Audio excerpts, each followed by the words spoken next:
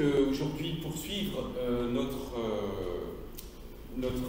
approche donc du système verbal français.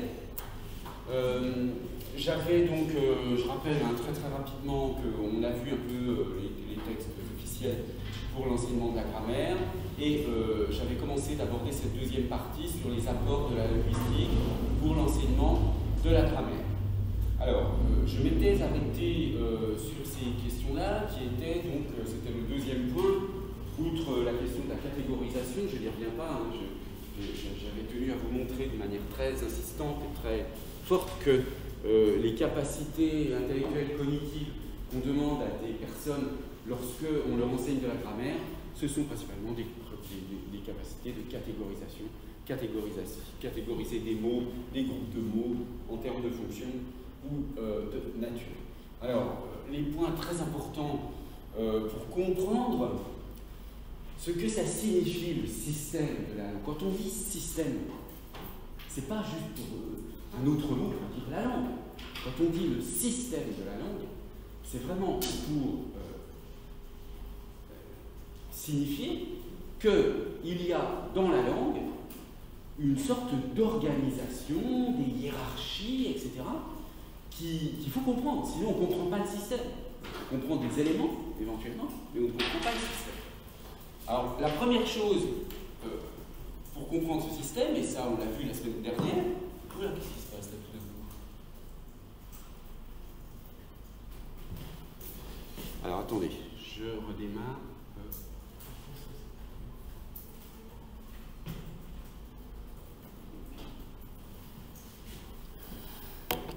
Alors, on va recommencer. Ah ben non, voilà, ça revient. Bon, ça va pas me faciliter la vie pour l'enregistrement, tout ça, mais enfin. Alors, je remets en route.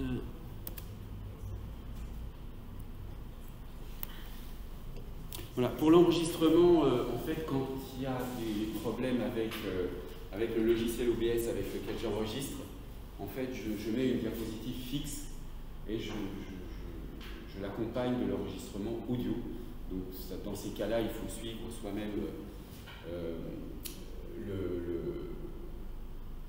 il faut faire défiler soi-même les diapositives en écoutant. Sinon, j'essaie normalement d'avoir un PowerPoint animé, c'est-à-dire les diapositives mais parfois, il y a des problèmes techniques qui font que ça ne marche pas. Enfin bref, je reprends. Donc, premier point pour cette perception de la langue comme système, c'est d'abord comprendre cette notion d'inclusion, hein, de structure incluse dans d'autres. Et on va le voir tout à l'heure d'une manière très précise avec un exercice qu'on va faire ensemble sur la question de la fonction sujet. Ensuite, bon, il y a bien sûr le fait de comprendre la différence entre nature et fonction, et ça, je vous l'avais bien expliqué. Nature-fonction, c'est comme structure et relation. Alors qu'une nature de mots, ou de groupe de mots, attention, hein, c'est très important, ça je vous l'ai dit aussi, de considérer que ce qu'on analyse, ce ne sont pas des mots isolés. La plupart du temps, ça peut arriver que ce soit des mots isolés. Par exemple, je ne sais pas, moi, si vous avez un nom propre comme sujet d'un verbe, bon, bah, enfin, Paul est sorti hier soir. Paul est le sujet de sortir. Bon, d'accord, c'est un mot isolé. Mais la plupart du temps, c'est pas comme ça. La plupart du temps, c'est un groupe de mots, au minimum un groupe nominal, par exemple. Hein, l'enfant, etc. Bon, donc, on analyse. On a d'abord, en termes de nature, des mots ou des groupes de mots, donc le plus souvent des groupes de mots, groupe nominal, groupe verbal, groupe adjectival, groupe adverbial, tout ce que vous voulez, tout ce qui est tous les groupes possibles. Et entre les groupes de mots, il y a des relations. Et ce qu'on nomme fonction, c'est le nom, en fait, des relations entre les groupes. Alors, ça a l'air très rigoureux comme ça, hein. Mais en réalité, le problème de la grammaire scolaire, par opposition à la linguistique technique et savante, c'est que la grammaire scolaire, elle est parcourue de traditions, hein, qui font que on s'arrête sur la fonction de certains mots et pas sur d'autres. Il y a des noms pour certaines des relations, pas pour d'autres. Un exemple typique, ce sont les adverbes. La plupart du temps, je veux dire, autant les noms, les groupes nominaux, ils ont des fonctions, fonction sujet, fonction CV, etc. La plupart du temps, dans les grammaires, les adverbes n'ont pas vraiment de fonction. On n'a pas tellement de noms pour les fonctions des adverbes. Donc nous, on va en choisir dans la nouvelle terminologie grammaticale dont je vais vous parler tout à l'heure, on utilise le terme de complément. Voilà. Les fonctions, le verbe par exemple, traditionnellement, le verbe lui-même, il n'y a pas de fonction dans la phrase. Ce sont les autres mots qui ont des fonctions par rapport à lui. Mais lui, on pourrait lui donner un nom de fonction, je vous en reparlerai tout à l'heure. Bon, donc, sous les apparences très claires comme ça, bon, on a des structures et des fonctions. En réalité, dans la grammaire, disons, qui s'enseigne, on a des déséquilibres, on a des choses qui ne sont pas nommées.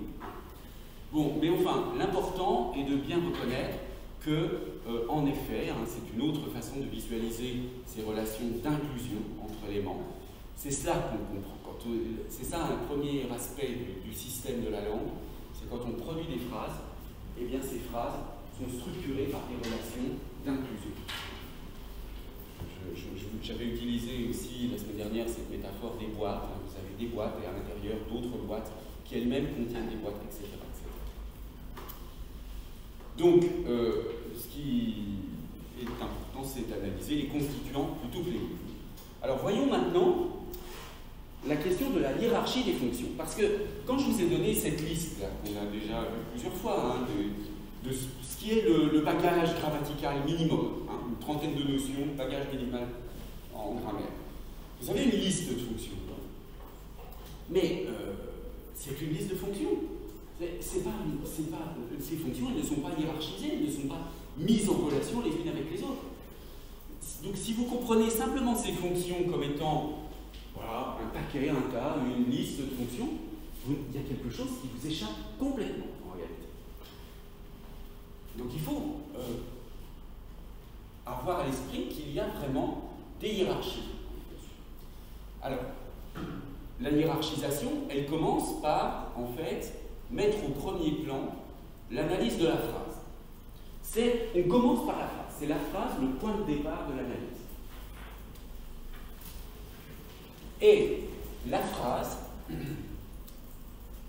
alors quand je dis la phrase, je veux dire la phrase prototypique, je ne vais pas y revenir, on en a parlé déjà longuement au sujet de la catégorisation. On s'intéresse d'une manière prioritaire à toutes les structures prototypiques. Donc la phrase de base, la phrase prototypique, la phrase,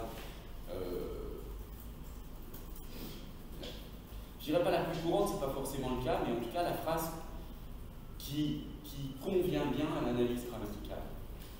C'est une phrase qui se décompose en trois éléments: un groupe sujet, un groupe verbal et un groupe circonstanciel. Donc, par exemple, ici, dans une phrase comme « le facteur distribue le courrier à 8 heures », vous avez un groupe nominal, le facteur, qu'on appelle le groupe sujet. Il se trouve que là, le groupe sujet est un groupe nominal. Donc, vous voyez l'articulation, ça on va en parler tout à l'heure, mais les notions ici, là, la notion de groupe sujet, elle est fonctionnelle. C'est-à-dire que je nomme ce groupe par une fonction. Je dis groupe sujet.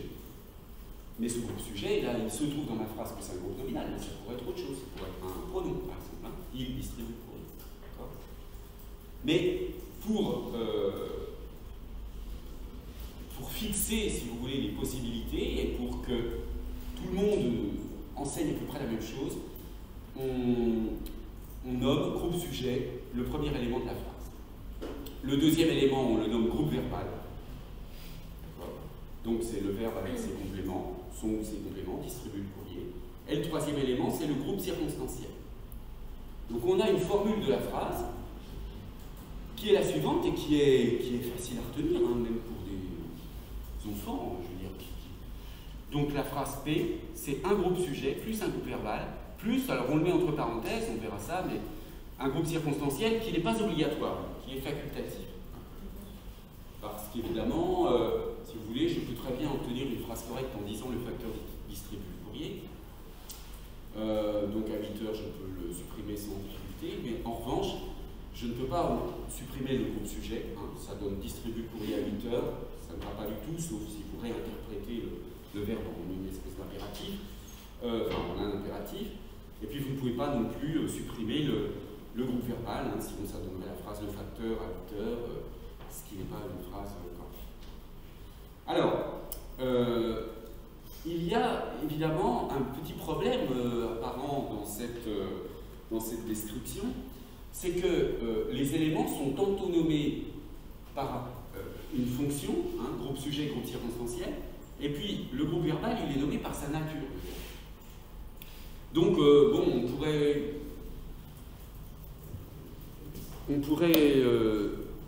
disons, contester cette approche en disant qu'il y a une hétérogénéité dans la façon de... Il faudrait, dans l'idéal peut-être, enfin c'est tout au moins ce que certains linguistes ou certains didacticiens souhaiteraient peut-être, c'est qu'on n'ait que des noms de fonctions ou que des noms de nature pour décrire la phrase. D'accord? Alors, c'est possible, hein, mais en réalité, pédagogiquement, c'est très discutable. Pourquoi?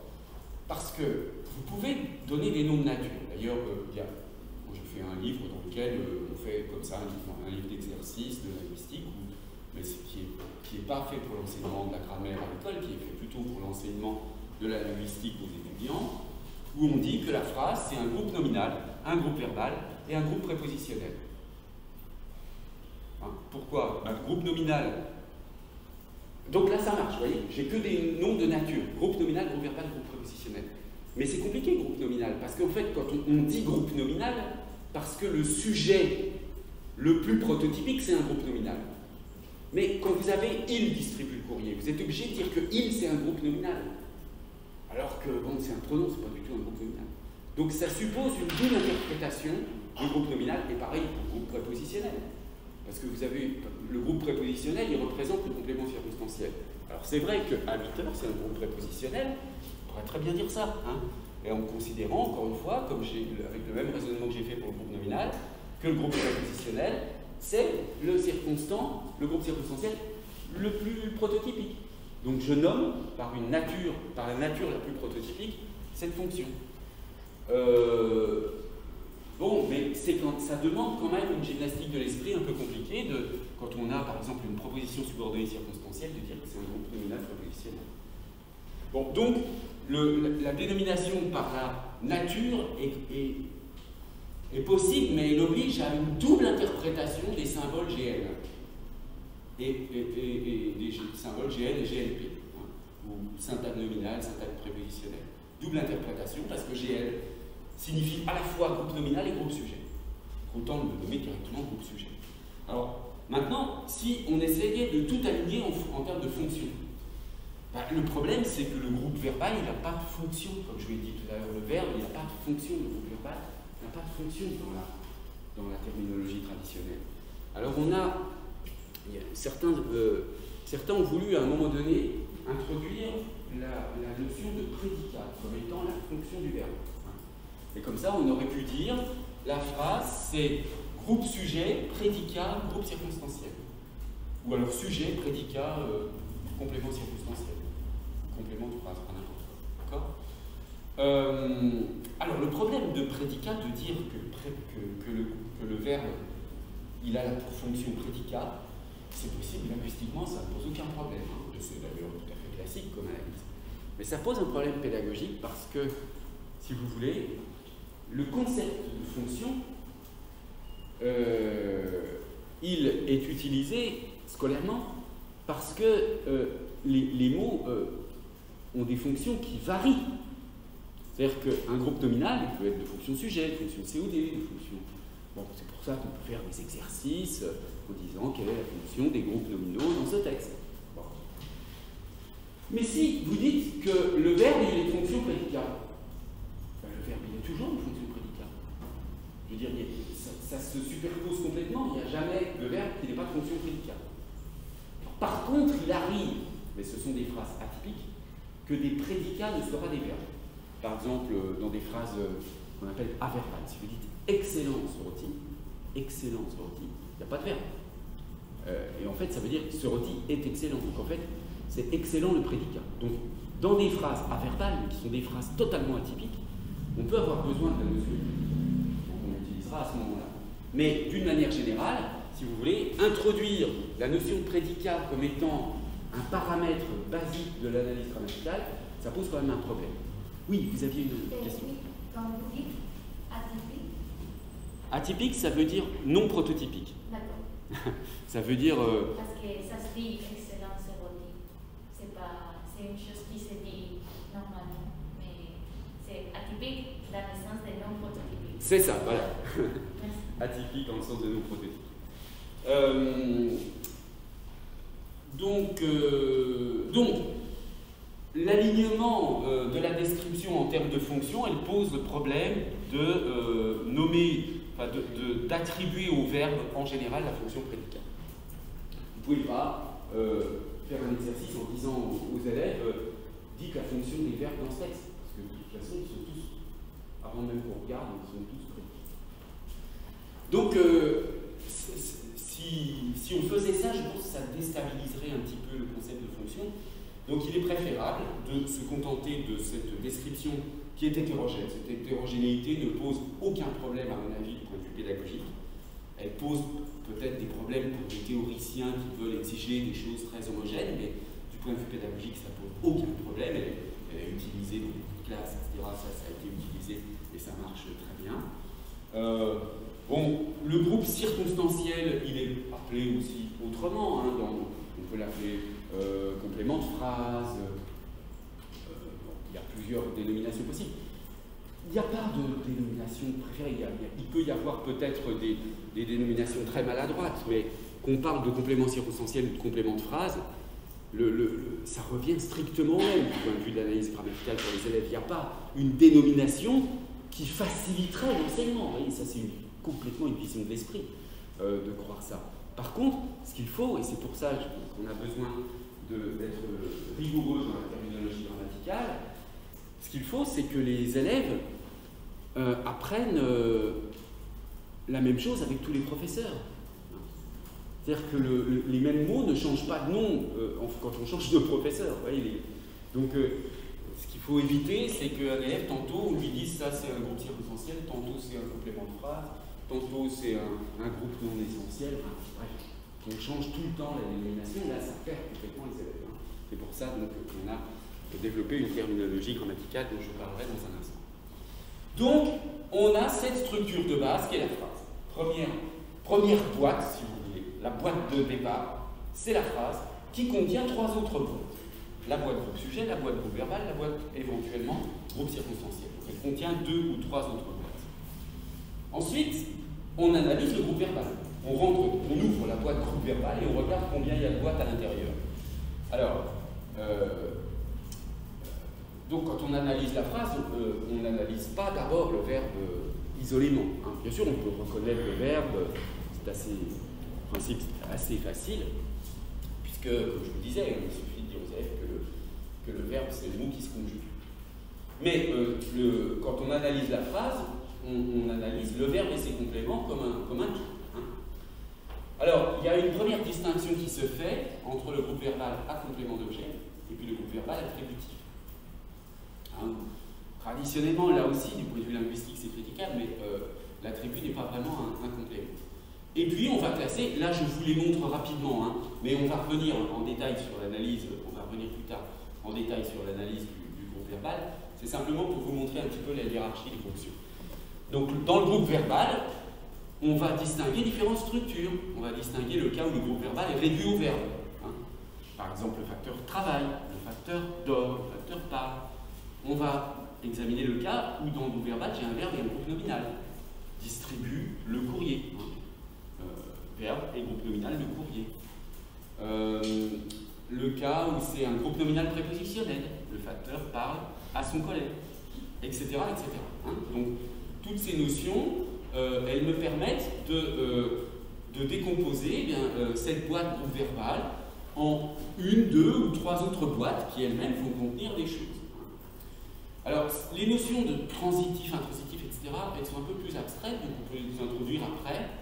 On va dire, par exemple, qu'un verbe qui ne peut pas avoir de complément, comme dormir, dans le facteur d'or, il est intransitif. Ou alors qu'un verbe qui a un complément d'objet direct, il est transitif direct, etc., etc. Et puis, ce qu'on a supprimé de la terminologie grammaticale, c'est la notion de complément d'objet second qu'on utilisait parfois. Par exemple, quand on dit le facteur distribue le courrier à ma voisine, le courrier à ma voisine, on disait parfois complément d'objet direct, complément d'objet second. Bon, maintenant on dit complément d'objet indirect à chaque fois qu'on a un complément qui est introduit par une préposition.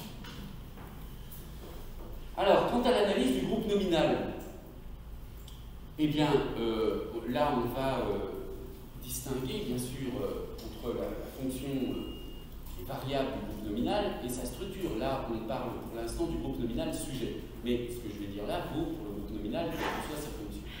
Donc, comme le groupe verbal, le groupe nominal, il a une structure, il se décompose en quelques éléments, déterminants, nom et expansion. Avec des déterminants qui vont être, on va le voir, les articles, les déterminants possessifs, démonstratifs, et puis bien d'autres. Et puis des expansions, ce qu'on appelle les expansions nominales, qui sont principalement les adjectifs et les groupes nominaux prépositionnels, en complément du nom. Je précise, oui, parce que je ne l'ai pas défini, mais ce que j'appelle groupe nominal prépositionnel, c'est tout simplement un groupe nominal précédé d'une préposition. Je préfère dire groupe nominal prépositionnel que groupe prépositionnel, parce qu'en fait, vous voyez, quand on dit groupe nominal, ça veut dire que le noyau, c'est le nom. Groupe verbal, le noyau, c'est le verbe. Mais si vous dites groupe prépositionnel, le noyau, c'est la préposition, c'est pas bizarre, c'est pas le noyau, c'est l'élément identificateur. Donc, ça nous donne tout ça, vous voyez, déjà, on a la phrase, qui est la structure de base, et puis ensuite, des fonctions à l'intérieur. Donc, on va avoir, si vous voulez, des fonctions qui vont être, je vais y revenir tout à l'heure, mais quand on analyse la phrase, on va avoir uniquement certaines fonctions au niveau de la phrase.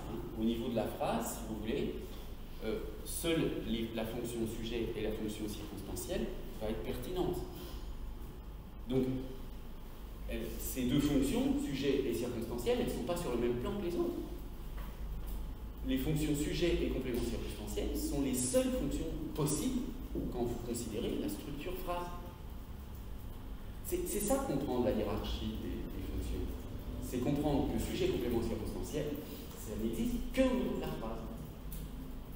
Et que toutes les autres fonctions, je parle le COD, le complément du nom, tout ça, c'est à l'intérieur du nom. Les COD, etc., ça va être à l'intérieur du groupe verbal, et tout ce qui est complément du nom, adjectif, épithète, tout ça, ça va être à l'intérieur du groupe nominal. Donc déjà, quand vous avez compris ça, qu'il y a des fonctions au niveau de la phrase, des fonctions à l'intérieur du groupe verbal, des fonctions à l'intérieur du groupe nominal, toutes ces notions toutes ces fonctions qui paraissaient désordonnées, tout d'un coup, ça s'organise. On comprend qu'il y a des fonctions qui sont réservées à certains usages par rapport à d'autres. Alors, une petite complication, mais que on n'examine pas trop avec les élèves, mais qui permet d'éviter justement certains problèmes.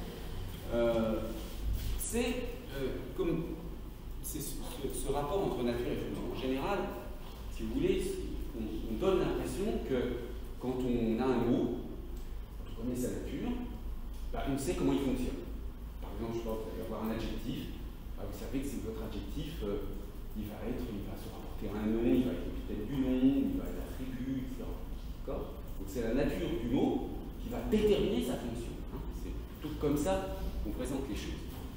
En réalité, dans toutes les langues, c'est un peu comme ça, ça peut être l'inverse. C'est-à-dire que c'est l'emploi du mot qui va provoquer sa fonction, c'est pas sa nature. Par exemple, donc prenons le déterminant et le nom. Quand vous avez une structure de groupe nominal comme celle-ci, l'eau froide, d'accord, déterminant l'article définit le nom c'est eau et l'adjectif froid. Donc, On a l'impression que le nom, il appelle le déterminant, ou que le déterminant est là parce qu'il y a le nom, hein, le déterminant s'emploie devant un nom. Donc c'est la nature du mot qui va être qui va justifier sa fonction. Mais quand vous considérez des exemples comme ceci, avec des si, on mettrait Paris en bouteille. Le moi est haïssable. Le je ne sais quoi et le presque rien. Ici, on n'a plus du tout le même fonctionnement, si vous voulez. Auparavant, vous aviez un nom, et vous savez qu'un nom, normalement, il y a un déterminant devant. Donc vous partez de la nature, et puis vous réglez les choses par rapport à la nature des mots. Là, c'est l'inverse. En fait, c'est parce que vous avez mis un déterminant devant le mot si, que le mot si, qui n'est pas du tout un nom, normalement, devient un nom. Ou tout au moins, tout ça devient un groupe nominal. Même chose pour moi. Moi, c'est un pronom, normalement. Mais si vous dites « le moi est haïssable », hein, la phrase célèbre de Blaise Pascal, « le moi est haïssable », dans ce cas-là, le moi devient un groupe nominal. Et ça n'est plus, le pronom ne fonctionne plus comme pronom. Vous voyez que dans certains cas, c'est l'emploi des mots qui va changer leur nature, en fait. Hein? Ce qui était un pronom devient un nom. Enfin, on ne peut pas dire tout à fait que moi est un nom, mais ce qu'on peut dire, c'est que le moi devient un groupe nominal. Donc du coup, en effet, quand même, moi fonctionne comme un genre de nom. Et ça, c'est un point très important. Un autre exemple, vous voyez, avec le participe passé. Bon, bah, normalement, le participe passé, c'est une forme du verbe. Hein. Donc vous le trouvez, le participe passé, dans la conjugaison des verbes au temps composé, par exemple au passé composé. Elle a chanté, elle est partie. Ou alors dans des structures avec des participiales, hein, le chat parti, les souris dansent. Mais vous avez aussi des emplois des participes passés comme adjectifs. Où là, le participe passé, qui est une forme verbale au départ, il fonctionne comme un adjectif. Il devient un adjectif, il n'est plus un verbe, il fonctionne comme un adjectif. Parce qu'il est en position épithète. Hein. Une lettre rédigée rapidement, elle semble fatiguée. Donc, vous avez encore une fois ici un cas où l'adjectif, un cas où un mot est changé dans sa nature en raison de son usage. Alors, ça c'est important, et c'est important de le connaître pour éviter de mettre les élèves devant des difficultés insurmontables. C'est la différence entre langue et discours. Si vous voulez, en langue, c'est-à-dire quand on considère les mots comme étant non encore employés dans une phrase, par exemple le mot dictionnaire, bon, il n'y a pas de problème. Le mot moi, par exemple, c'est un pronom en langue. C'est un pronom. Mais en discours, quand il est employé, il peut changer de nature. Et ça arrive avec plein de mots. Ils ont une certaine nature en langue, mais en discours, leur nature peut changer. Et ça, c'est une chose à laquelle il faut faire attention. Alors, la terminologie dont je vous parlais, elle est accessible donc avec ce lien. Je le remettrai sur le site du cours. Bon, j'ai recopié l'avertissement, enfin pas l'avertissement, mais l'introduction de la terminologie, donc qui a pour vocation. Donc c'est une terminologie, mais qui donne en même temps toutes sortes d'explications. C'est pas juste une liste de termes avec des exemples, hein, comme c'était le cas dans certaines terminologies antérieures. La terminologie a pour vocation d'énumérer, de définir et d'illustrer d'exemples simples un ensemble structuré de notions grammaticales, favorisant un contenu critique suffisant pour l'enseignement de la grammaire dans les classes des premiers et second degrés. Donc ça, c'est pour le FLM, hein, c'est la même genre de grammaire qui est utilisée pour le FLM. Fondée sur les connaissances actuellement disponibles en linguistique française, cette terminologie constitue un outil de formation pour les enseignants et futurs enseignants. Hein, donc outil de formation pour les enseignants et futurs enseignants. Donc c'est sur le site du ministère, sur du SCOL. Vous pouvez la télécharger, on ne peut pas l'acheter, enfin, ça n'existe pas en format de livre, mais bon, vous téléchargez. Éventuellement, ce que je peux essayer de la faire photocopier par la reprographie, je verrai si c'est possible, parce que c'est vrai que c'est quand même plus agréable de l'avoir en format papier, mais par contre, je ne pense pas que je puisse me faire un volume. Enfin, je vais me renseigner, hein, parce que c'est vrai que ça peut être bien pour vous de l'avoir en format papier. Donc, cette terminologie, je vous en parle parce que, en fait,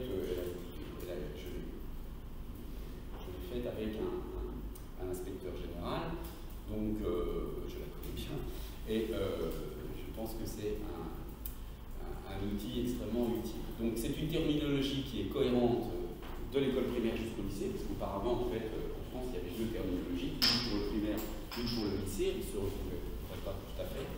C'est une terminologie qui est rédigée, hein, comme je vous disais, avec des explications sur chaque notion.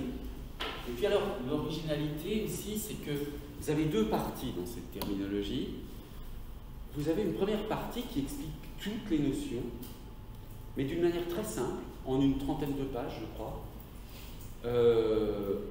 pour avoir un premier balayage, si vous voulez, de toutes les notions, la trentaine de notions dont on a besoin.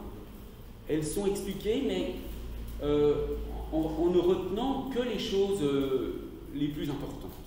Mais justement pour qu'on ait une idée du système dans son ensemble. Vous savez très bien que quand vous consultez des grammaires, celles qui sont sur le marché, qui sont de très bonnes grammaires, hein, par exemple, vous avez peut-être entendu parler de la grammaire méthodique du français, de Rigol, Colas et Rioul, qui est très bien diffusée dans les universités françaises. Il y a aussi, là la deuxième édition vient de paraître, la grammaire de l'étudiant de Cécile Narjou, qui est une de nos collègues ici à la Sorbonne, qui est aussi une très très bonne grammaire. Mais ces grammaires, pour les professeurs, elles sont des outils indispensables qu'il faut avoir chez soi pour aller vérifier quelque chose quand on ne s'en souvient pas. Mais ce sont des ouvrages qui font 500, 700 pages, et qui sont beaucoup trop détaillés pour un usage, si vous voulez, pratique de formation. Comment est-ce que, si on veut le plus rapidement possible, être capable d'enseigner correctement la grammaire, on ne peut pas, c'est pas fait pour ça. Hein.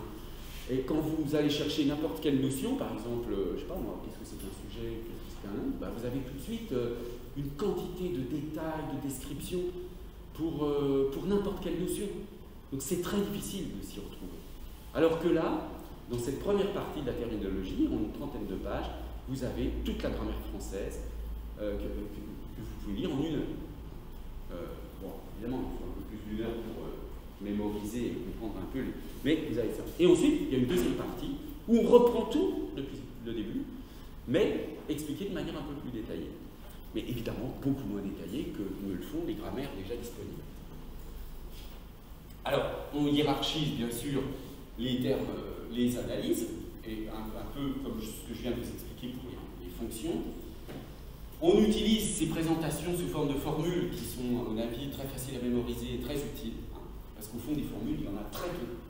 Il y en a très peu. Il y a celle de la phrase, celle du groupe nominal, celle du groupe verbal. Puis voilà, après, le reste, c'est des trucs évidents. Hein, genre le groupe prépositionnel, c'est préposition plus groupe nominal. Il y en a très peu. Donc, c'est bien de les mémoriser parce que, une fois qu'on les a mémorisés, on connaît les structures grammaticales fondamentales du français. Bon, introduction d'identification des compléments du verbe, ça fait référence à une ancienne terminologie, mais peu importe.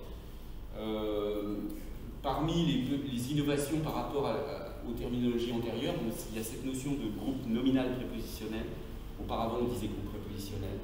On verra que l'exclamation devra être considérée comme une forme de phrase et pas comme un type de phrase. Ça, je vous expliquerai pourquoi. Et puis, on supprime le complément d'objet second. Alors, comme je vous le disais tout à l'heure, c'est important de recommander un usage régulier de la terminologie de référence. Quand on parle avec les élèves des notions grammaticales, il faut vraiment les habituer à en parler. C'est pas plus compliqué de dire groupe circonstanciel que de dire n'importe quoi d'autre pour dire la même chose. Simplement, il faut prendre l'habitude de nommer toujours de la même façon les mêmes objets. Et puis que tous les profs fassent de la même façon, comme ça, on a plus de stabilité dans les connaissances des élèves. Alors, évidemment, d'une terminologie à l'autre, il peut y avoir des variations.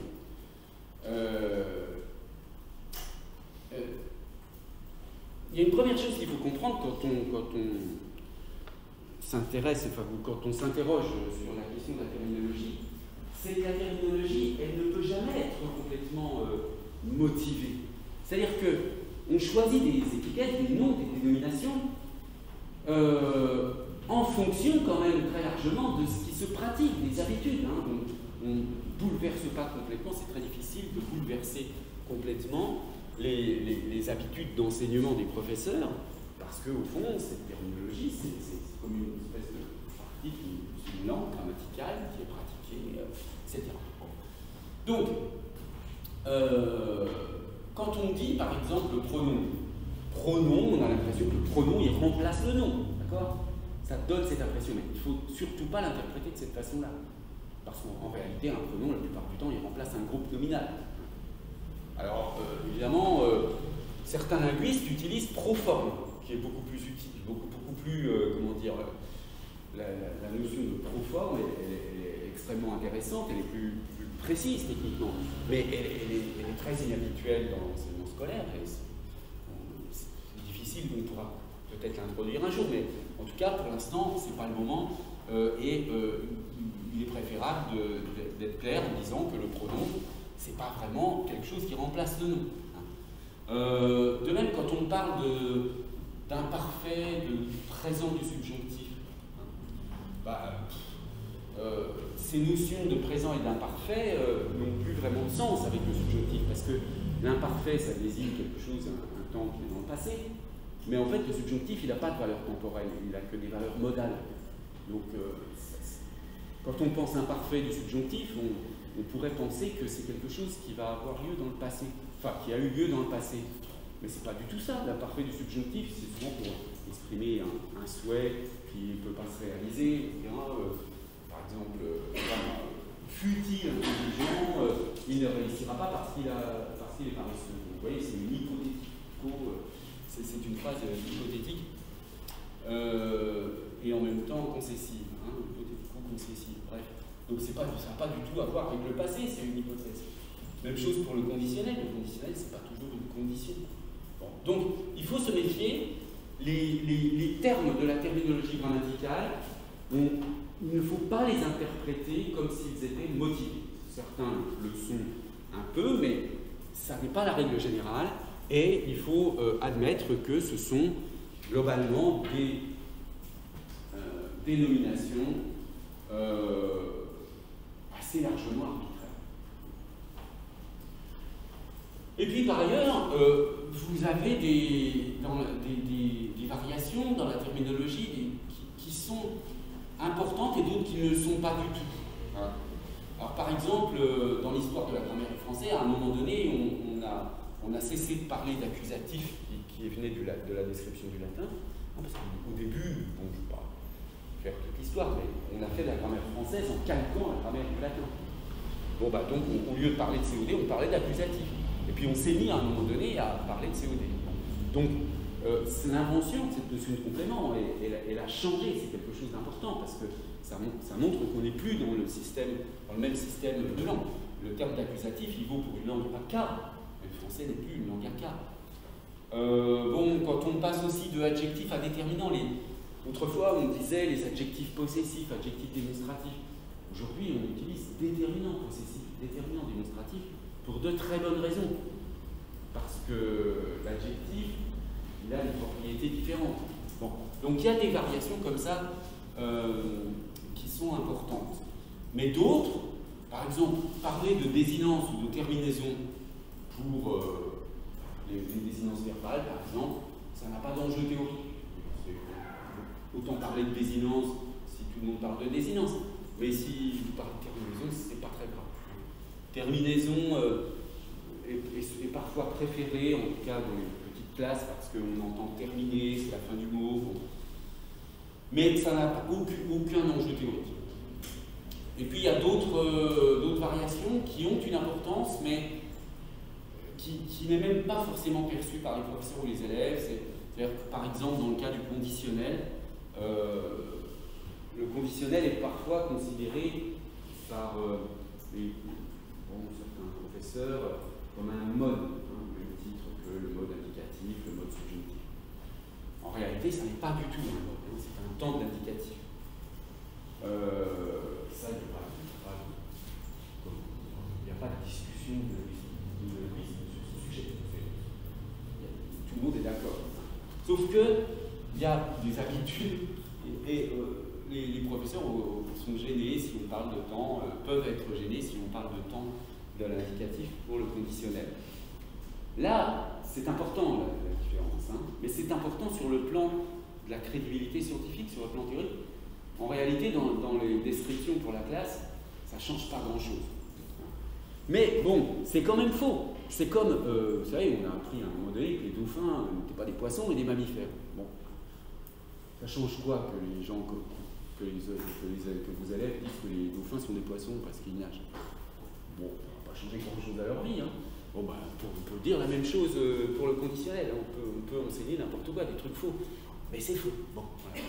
On ne comprend pas forcément, ça n'a pas forcément des conséquences importantes pour la compréhension du reste, mais ça reste faux et c'est quand même gênant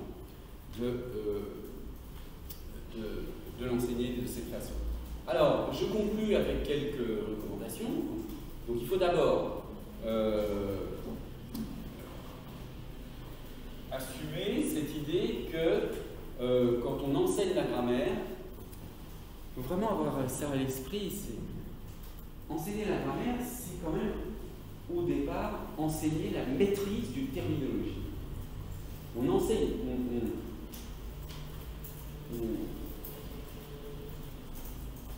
on enseigne des notions qui passent par des mots techniques.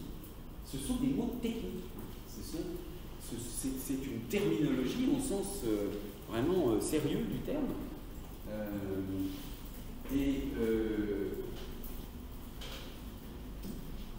Je ne sais pas moi, c'est aussi rigoureux en principe que les descriptions techniques de n'importe quelle autre discipline. Je veux dire, un atome, c'est pas pareil qu'une molécule, bon, voilà. C'est la même chose en grammaire. Hein. Il y a quand même des termes techniques et il faut avoir à l'esprit que ça fait quand même vraiment partie de l'enseignement de la grammaire. Que donc, on doit procéder à cet enseignement dans des moments particuliers où on ne fait que ça. On n'est pas juste à faire des petites remarques sur des textes, des petites remarques grammaticales sur des textes. On l'a dit lorsqu'on a réfléchi sur la notion de catégorisation, utiliser prioritairement des exemples types qui vont être la source de processus analogiques, c'est-à-dire le processus de catégorisation. Bon, un point très important, c'est qu'il faut donner des exercices et montrer des exemples, etc., qui soient des structures canoniques ou prototypiques. Alors, prototypique, évidemment, du français écrit. On respecte bien sûr la terminologie de référence et puis, enfin, on tient compte des groupes de mots, on analyse les groupes de mots, pas des mots isolés. Alors, un point extrêmement important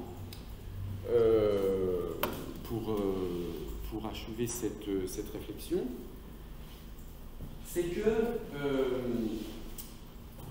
il y a une limitation des capacités descriptives de la grammaire scolaire. Qu'est-ce que je veux dire par là? C'est que cette trentaine de notions qu'on a vues, hein, je vous ai montré plusieurs fois la liste et qu'on va examiner plus en détail, c'est une boîte à outils, si vous voulez, un appareil conceptuel extrêmement limité. Quand même, il faut avoir à l'esprit que pour décrire une langue comme le français, 30 notions, c'est quand même pas beaucoup. Donc, qu'est-ce qui va se passer? Il va y avoir toutes sortes de structures du français qu'on ne va pas pouvoir décrire avec ces notions parce qu'elles sont trop rudimentaires.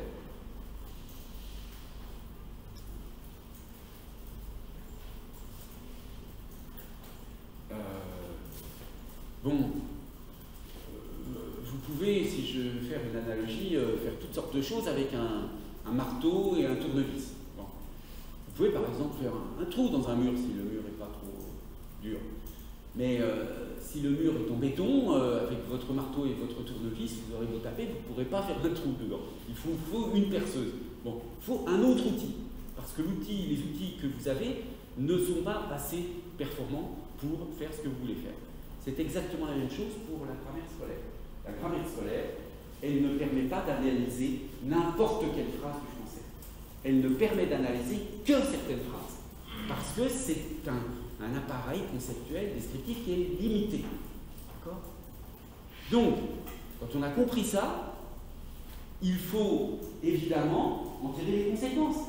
C'est-à-dire que on ne va donner à analyser et à étudier aux élèves que des structures qui peuvent être décrites avec cet appareil conceptuel limité de la grammaire scolaire. Si, je vous montrerai des exemples tout à l'heure quand on fera l'exercice sur le sujet, mais si vous prenez n'importe quelle phrase dans un livre, vous avez de fortes chances de tomber sur une phrase qui sera inanalysable avec les outils habituels de la grammaire scolaire. Bon. Donc, c'est ça, si vous voulez, la compétence professionnelle fondamentale de l'enseignant français en matière de grammaire. C'est d'être capable de faire la différence entre les phrases, les structures, les groupes de mots qui sont analysables avec la grammaire scolaire et celles qui ne le sont pas, parce que ça sort des cadres, parce que c'est plus prototypique, parce que ça introduit des complications qui ne peuvent pas être prises en charge par la grammaire scolaire. Alors, ça c'est vraiment un point extrêmement important parce que, en général, c'est pas comme ça que j'envoie les choses. J'envoie les choses en disant on fait de la grammaire, on essaie de faire la chose pas vivante, voilà, un enfant dans la classe dit une phrase, ah ben voilà, les enfants, c'est quoi la fonction du truc? Bon, ça peut très bien marcher, hein, si la phrase est bien structurée, elle a une structure prototypique, mais souvent ça ne marche pas comme ça. Donc, il y a toutes sortes de structures que les enfants produisent spontanément, qui sont courantes dans le langage des enfants, mais qui ne sont pas analysables avec la grammaire scolaire, parce que c'est du langage oral, parce que, etc. La grammaire scolaire, elle est faite pour la description des structures prototypiques de l'écrit. Il ne faut pas lui demander autre chose. Hein. Comme tout à l'heure, avec mon exemple du tournevis, il ne faut pas demander à un tournevis de faire des trous dans les murs. Ça ne sert pas à ça. Alors, ce qu'on va voir pendant tout le semestre, c'est donc, on va parcourir tous les éléments qu'il faut connaître, ces éléments de base de la grammaire scolaire, en commençant donc par la fonction des mots et des groupes de mots. Ensuite, on verra la subordination, dans un chapitre sur phrases et propositions. Ensuite, on travaillera sur la nature des mots et groupes de mots. Et puis, le lexique, je vais le laisser de côté, on n'aura pas le temps d'en parler, mais il y a un chapitre dans cette terminologie sur le lexique. Donc là, tous ces éléments, vous voyez, ces trois premières parties, la fonction des mots, des groupes de mots, phrases et propositions, nature des mots, groupes de mots, ça correspond à la première partie, faite d'une trentaine de pages, dont je vous parlais tout à l'heure, sur la terminologie, au sujet de la terminologie, la partie qui présente les choses tout à fait basiques. Et puis nous, on approfondira quand même la phrase complexe, qui est plus dans qui est traitée dans la deuxième partie de la terminologie, parce que quand même on a besoin c'est nécessaire quand même que les professeurs aient une idée un peu plus précise sur la question de la subordination, parce que là c'est un phénomène extrêmement fréquent évidemment dans les textes, et qu'on a besoin de discrimination plus fine. Est-ce que vous avez des questions sur ce premier point? Donc on va commencer juste après en commençant à travailler sur le premier chapitre, il faut les fonctions des mots et des groupes de mots. Alors si vous n'avez pas de questions, on va faire une pause et puis on reprend dans 5-10 minutes sur ce chapitre. Alors, je reprends donc sur le premier point. Donc là, on va commencer en fait un plan qui va nous amener jusqu'à la fin du semestre. Donc, premier point, la fonction des mots et des groupes de mots. Et donc, tout d'abord, la phrase. Donc, je reprends ce qu'on a vu tout à l'heure, mais cette fois-ci, pas seulement pour illustrer la notion de hiérarchie entre les fonctions, mais pour vraiment poser les choses et pour que vous les perceviez d'une manière aussi claire que possible. Donc, on reprend ici, vous voyez la phrase avec groupe sujet, groupe verbal, groupe circonstanciel. Je reprends le même exemple, groupe sujet, le facteur, groupe verbal, distribué courrier, groupe circonstanciel avec facteur. Donc, cette structure de phrase, elle est représentée sur ce schéma aussi. Et c'est sur ce schéma qu'on voit très bien que lorsque vous décrivez cette boîte qui est la phrase, il n'y a que deux fonctions possibles. Vous n'avez pas à vous poser de questions. Au niveau, quand vous décrivez une phrase, il n'y a que deux fonctions possibles. La fonction sujet et la fonction complément circonstanciel.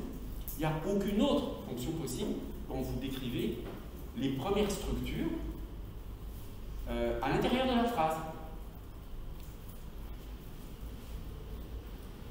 Alors, on va s'intéresser en premier lieu donc à la fonction sujet. Bon, la fonction sujet, elle se caractérise tout d'abord par le fait que le groupe sujet règle l'accord du verbe. C'est-à-dire qu'il y a un lien, si vous voulez, cette relation de fonction entre sujet et verbe, elle se traduit par le fait que quand vous faites varier le sujet, le verbe il varie aussi. Si vous dites les facteurs, vous allez avoir distribue ENT à troisième personne. Donc, le facteur distribue courrier, les facteurs distribue courrier, donc vous avez un impact de la variation du groupe sujet sur le groupe verbal, ce qui montre donc le lien entre les deux. Bon, le sujet, la plupart du temps, il y a un groupe du verbe, etc. Mais vous voyez, dans une analyse grammaticale, comme je vous l'avais montré d'ailleurs la semaine dernière, ça a la peine de donner des listes de critères, parce que sinon on tombe encore dans la catégorisation par les conditions nécessaires et suffisantes, de dire le sujet est à gauche du verbe, etc. etc. Vous dites le sujet, il règle l'accord du verbe, ça suffit. C'est pas la peine de voir une définition trop précise. Et puis ensuite, vous donnez des exemples. Vous donnez le facteur distribue le courrier, le sujet, c'est le facteur. Bon, si je dis Pierre donne un livre à Paul, le sujet, Pierre, etc. Donc vous donnez des exemples, on identifie le sujet, et éventuellement on fait varier le sujet au pluriel, au singulier, pour faire apparaître son lien avec le groupe verbal. Donc, maintenant, on peut s'intéresser aux différentes natures de sujet. Qu'est-ce qui peut être sujet? Il peut y avoir évidemment un groupe nominal, donc ça on verra plus tard le détail de l'analyse du groupe nominal, et puis ça peut être aussi un pronom personnel. Par exemple, il distribue le courrier. C'est d'ailleurs le remplacement par un pronom, c'est souvent un critère qu'on utilise pour vérifier qu'une suite de mots forme un groupe. Comment je sais que le et facteur, c'est un groupe nominal? Et même si j'avais le joyeux facteur, ou même si j'avais le joyeux facteur qui habite en face de chez la cousine dont tu connais le prénom parce que il fait ceci. Tout ça pourrait être remplacé par il. Donc le remplacement par un pronom, je le mentionne au passage, c'est effectivement un moyen commode de vérifier qu'une structure, qu'une suite de mots fonctionne bien comme une structure. Mais là, ça nous intéresse simplement comme nature du groupe sujet. Alors ça, le groupe nominal et le pronom personnel, ce sont les deux sujets de base. Si au début, quand on parle de la fonction sujet, on ne parle que de ça, c'est pas la peine d'aller dans les détails, d'examiner les autres types possibles de sujets. Quand je vous parlais tout à l'heure de la terminologie grammaticale en disant qu'il y a une première partie où on voit toutes les notions, mais on ne va pas tout examiner dans les détails, c'est typiquement ça. Là, on s'arrête sur le sujet qui peut être un groupe nominal ou un pronom. Et comme c'est le cas dans beaucoup de phrases, ça suffit. Mais bien sûr, pour les professeurs, il faut quand même qu'eux sachent qu'il y a quand même d'autres cas. Donc, les autres cas possibles de sujet, ce sont tous ces cas. Donc, outre le pronom personnel qu'on a vu, il y a le pronom démonstratif. Par exemple, cela sera très utile. Donc, le groupe sujet, ici, c'est cela. Je n'ai pas commenté cette remarque qui était dans une diapositive antérieure, disant que dans le groupe sujet, ça peut être un seul mot, le groupe sujet. C'est pas parce qu'on dit groupe qu'il y a forcément plusieurs mots. Comme j'avais noté d'ailleurs qu'en mathématiques, vous voyez, on parle d'un ensemble, quand il y a un ensemble réduit à un seul élément, c'est un ensemble quand même, ça s'appelle un singleton, c'est voilà, un ensemble réduit à un seul élément. Donc, il peut y avoir un groupe réduit à un seul élément. Alors, le pronom possessif, même chose, le mien est en pâle, hein, ici, le mien est en pâle. Vous avez aussi un sujet, cette fois-ci pronom possessif, pronom indéfini, chacun fait son travail. Pronom interrogatif, qui a fait cela? Pronom relatif, on reviendra plus tard sur les relatifs, mais un livre, qui a été publié? Le qui, pronom relatif, est sujet de a été publié. Ensuite, vous avez carrément des groupes, groupe infinitif. Jouer du piano me repose, c'est tout le groupe jouer du piano qui est sujet de me repose. Une subordonnée complétive peut être aussi sujet. Hein. Alors, vous voyez, typiquement, quand on parle de subordonnée complétive, on peut penser complément. Mais en fait, les complétives, elles peuvent être sujets. Donc, surtout pas interpréter qu'une complétive, elle est forcément complément. Qu'elle soit en retard, tout ça, qu'elle soit en retard, c'est une subordonnée complétive, on reverra ça plus tard. Me surprendre beaucoup, hein, sujet de me surprendre. Et puis enfin, la relative, qu'on appelle substantive, dans le proverbe qui se ressemble, s'assemble, tout l'ensemble qui se ressemble est sujet de s'assemble. Donc vous voyez, vous avez une très grande variété possible de sujets. Bon, c'est bien de les connaître, mais pour l'enseignement élémentaire, pour la compréhension des structures grammaticales d'ensemble, vous n'avez pas besoin d'entrer dans tous ces détails. Seuls les deux premiers cas du pronom personnel et du groupe nominal suffisent. Mais en revanche, évidemment, il faut que les professeurs, eux, sachent les autres types de sujets pour être capables, ne serait-ce que de les éviter dans les exercices. Alors, on va faire un exercice d'application à partir d'un texte de George Sand. Alors, je vous le projette, mais je l'ai imprimé aussi pour que vous puissiez le travailler. Alors, il y a deux textes par page, il faut couper la page en deux.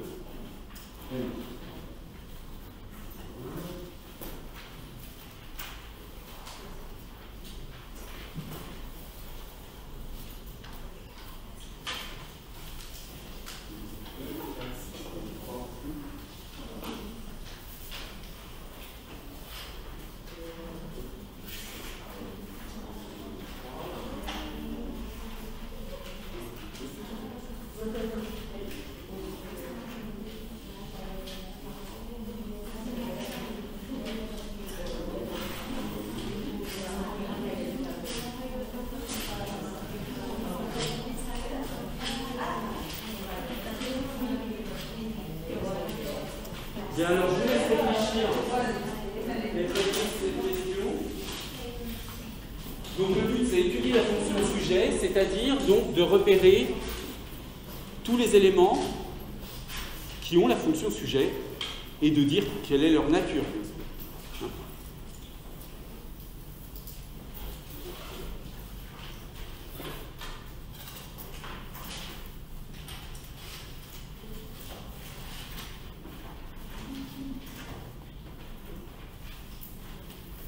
Donc je vais vous laisser 10 minutes, hein, pas plus. Si vous n'avez pas terminé, c'est pas grave, on corrigera ensuite ensemble.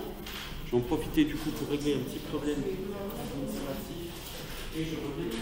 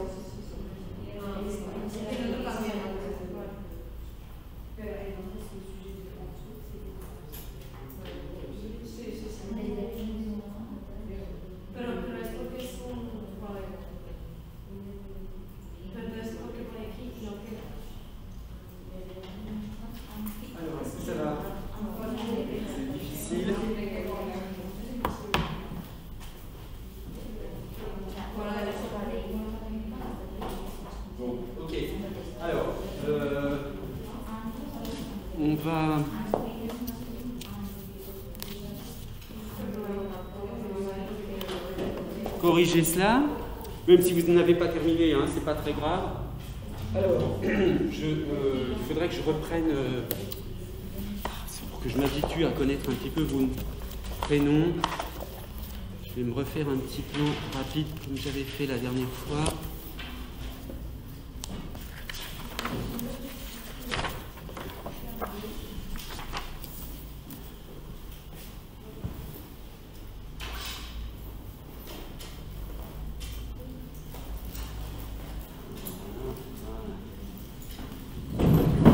Alors juste avant de corriger l'exercice, vous allez me dire rapidement vos prénoms. Donc Christina.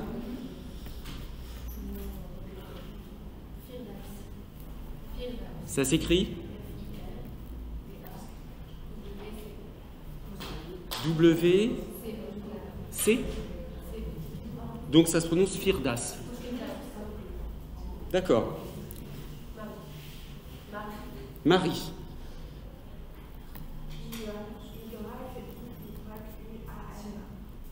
Oui.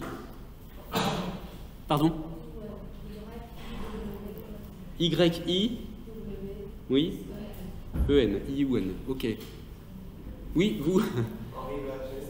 Henri. Henri.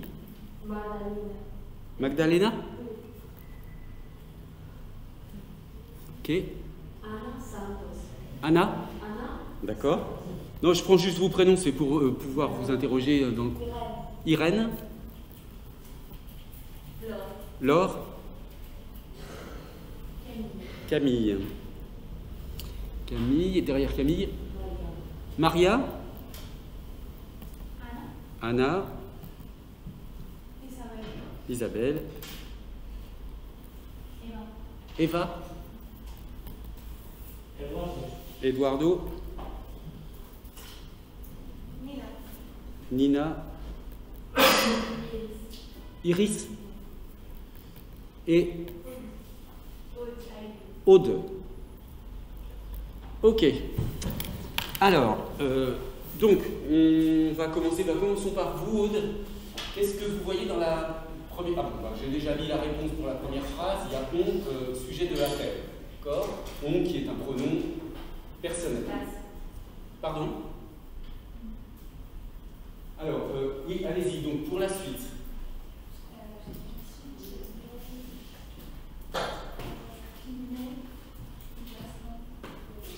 Oui, qui naît. Alors, où est-ce que vous voyez un sujet là? Ce serait le pays qu'on appelle la reine et qui est repris par le relatif. Dans la deuxième ligne, qui naît d'une nation. Oui, alors, mais qu'est-ce que. À la question où est le sujet, vous dites quoi? C'est quoi le sujet? Qui? Tout à fait. Donc, qu'est-ce qui se passe là? Ça ne marche plus.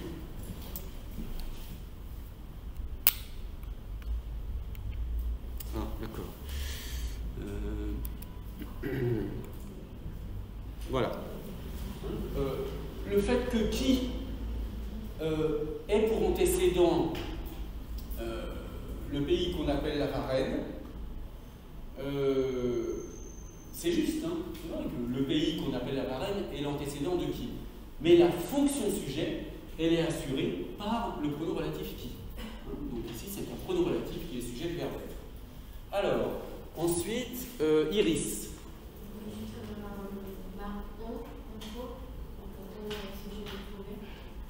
Oui, on sujet de trouver, très bien. Nina.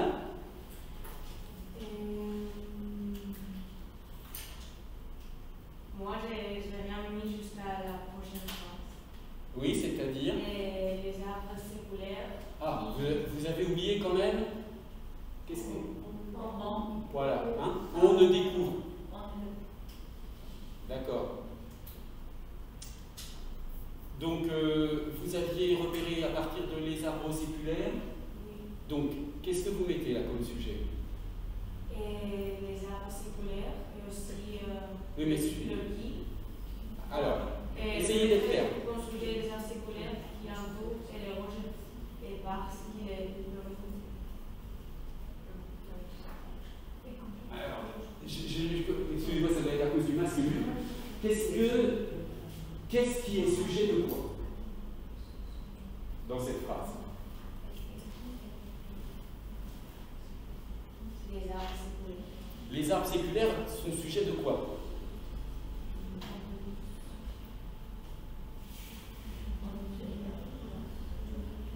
C'est pas évident, hein, cette phrase est un peu plus compliquée que les autres. Est-ce que, Eduardo, vous avez une idée? Peut-être, je ne suis pas sûr, mais roche part. Les arbres séculaires, c'est le sujet des roches part. Non, parce que... non. D'accord. Alors, Isabelle, oui, Isabelle.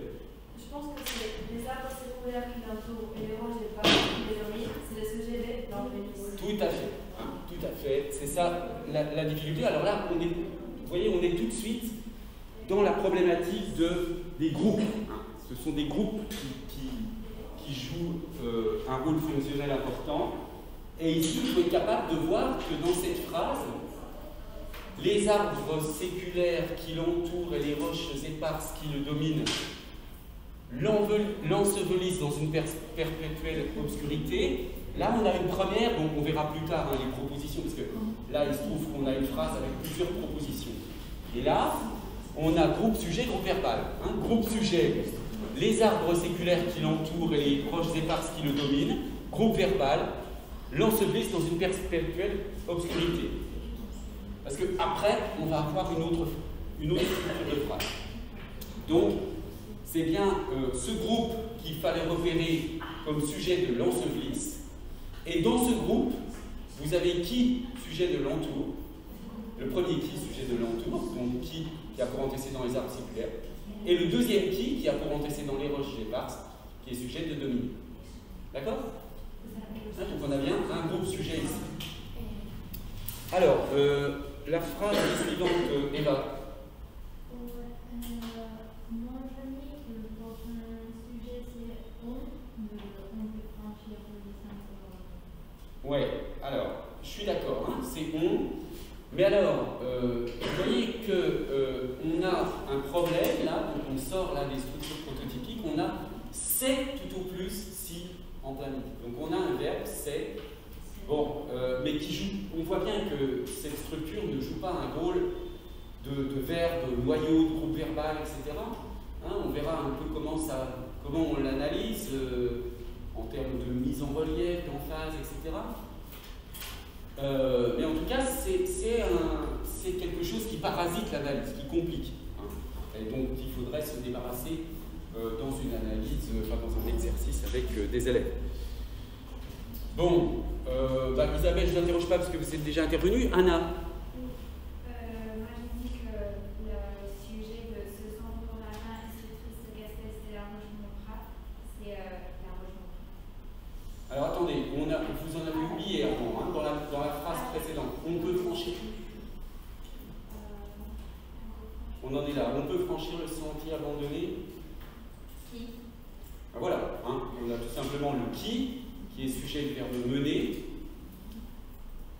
Et puis ensuite, donc on en a un autre, hein, on peut dire, c'est la même structure, un autre pronom relatif qui est sujet de obstruer, qui obstrue chaque phrase. Ok, alors ensuite, Maria. J'ai vu les derniers bras. Pardon? J'ai mis les derniers bras. Mais qui est sujet de quoi alors?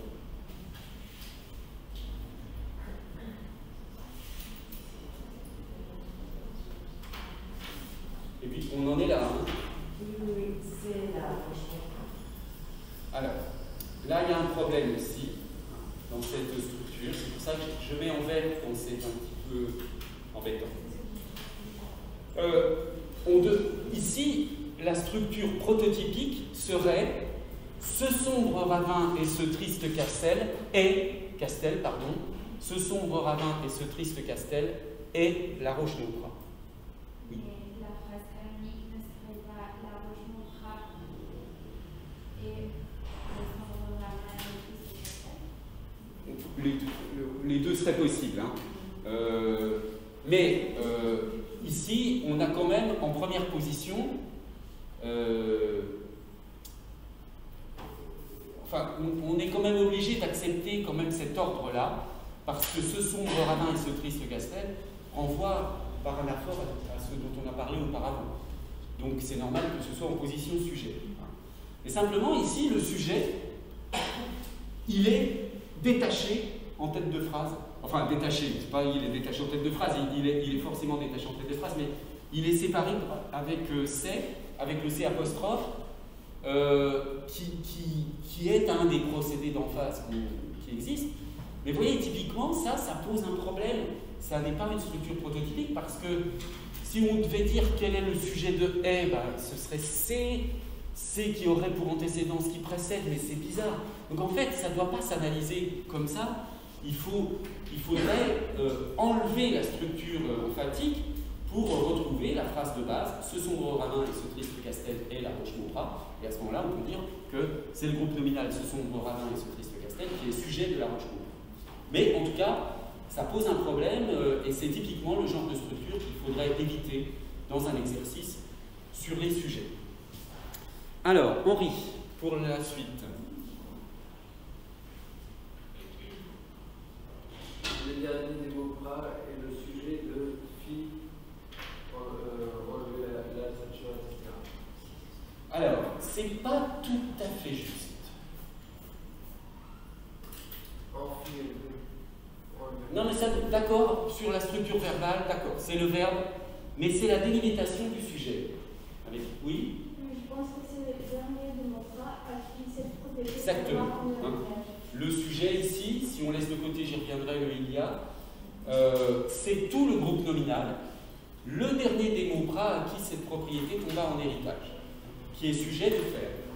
De fille enlevée, enfin d'ailleurs de fille enlevée et vendre.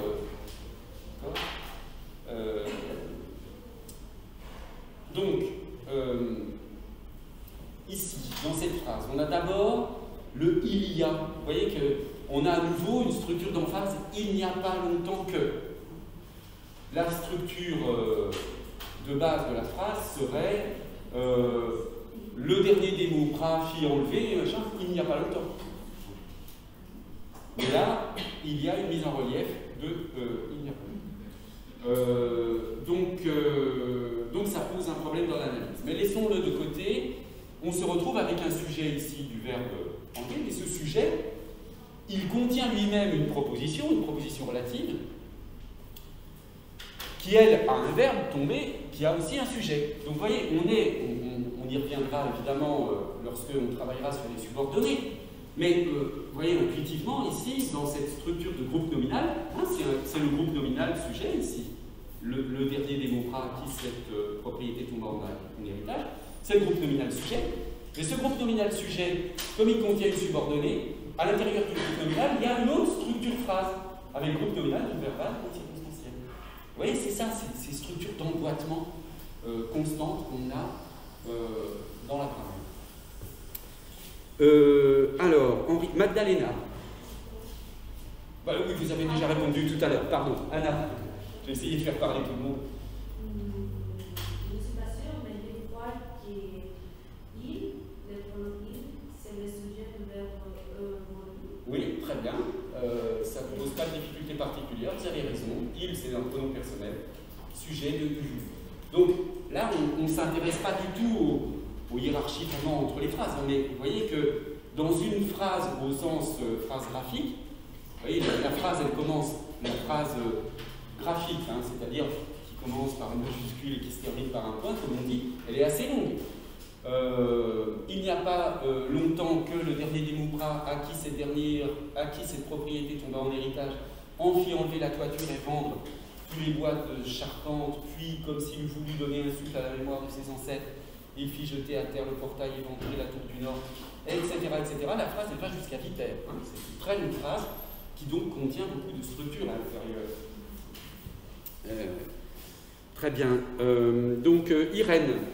Et moi, j'ai mis il, sujet de fille. Oui, il, sujet de fille jetée, éventré, est parti.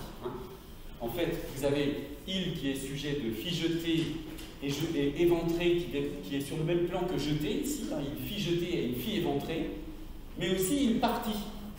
Donc en fait, ça c'est un cas un peu particulier.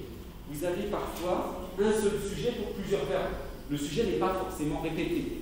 D'accord? Mais ça, il n'empêche que si je considère partie avec ses ouvriers, je ne suis pas dans une structure où il n'y a pas de groupe sujet. C'est il parti avec ses ouvriers, simplement le il, il faut aller le chercher un peu plus loin, mais on a bien groupe sujet, groupe verbal. Très bien. Alors, Laure. J'entrerai qui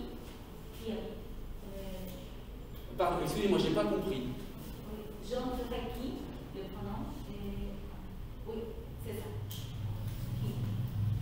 Alors, il y a le qui, mais il y a aussi un peu le même problème que tout à l'heure, vous voyez, le verbe passé. On a les bûcherons et les charbonniers qui habitent les huttes, les bûcherons et les charbonniers qui habitent les petites éparses aux environs. Tout ce groupe est sujet de verbe passé. Ça, c'est important de vraiment retenir cette notion de groupe sujet parce que, vous voyez, je suis sûr que hors contexte, enfin on verra dans les premières, dans les analyses que des étudiants feraient spontanément, beaucoup diraient que le sujet c'est les bûcherons et les charbonniers, en oubliant la relative qui va avec, bien sûr. Donc ça c'est extrêmement important parce que sinon vous ne comprenez pas la structure de la phrase. Qu'est-ce que vous allez en faire de ce groupe si vous arrêtez votre groupe à les bûcherons et les charbonniers? Qu'est-ce que vous allez faire de toute la relative? Il n'y a plus de place dans la structure de la phrase. Or, il n'y a pas de miracle dans la grammaire. Hein. Les phrases, elles ont toutes la même structure. Bon, alors, donc je ne sais plus où j'en étais. J'en étais à voilà, alors Camille. Alors, on passe INSIF. Oui. Voilà, et c'est aussi le sujet de envoi. Voilà, hein, on a le même problème que tout à l'heure, c'est-à-dire un seul et même sujet, il, qui est sujet de deux verbes, qui sont ici coordonnés par la conjonction de coordination. Alors, i, when. C'est le jour baisse. Oui, le jour, là, le jour baisse. Ça, c'est une structure tout à fait prototypique, un groupe nominal, groupe verbal, enfin, le verbe. Yi, one. C'est l'emploiement qui est le sujet du verbe commencer. Voilà, commence à glapir. Hein. Bon, là, c'est la même chose. On a quelques petites complications liées au noyau verbal. Hein. C'est sujet de commencer, mais commencer régie à glapir. Donc, alors, ensuite, bûcheron et charbonnier passent en silence.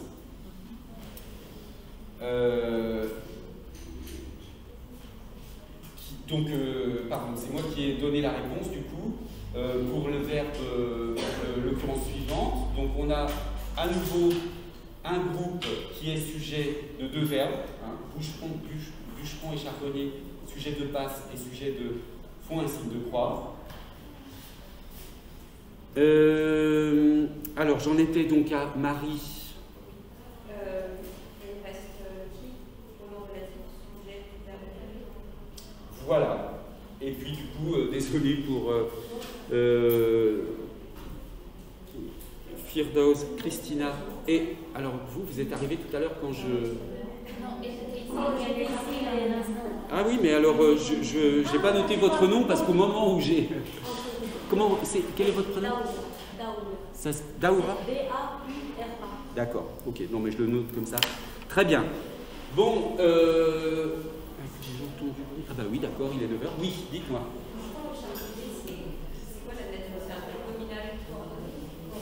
Alors, en fait, bûcherons et charbonniers,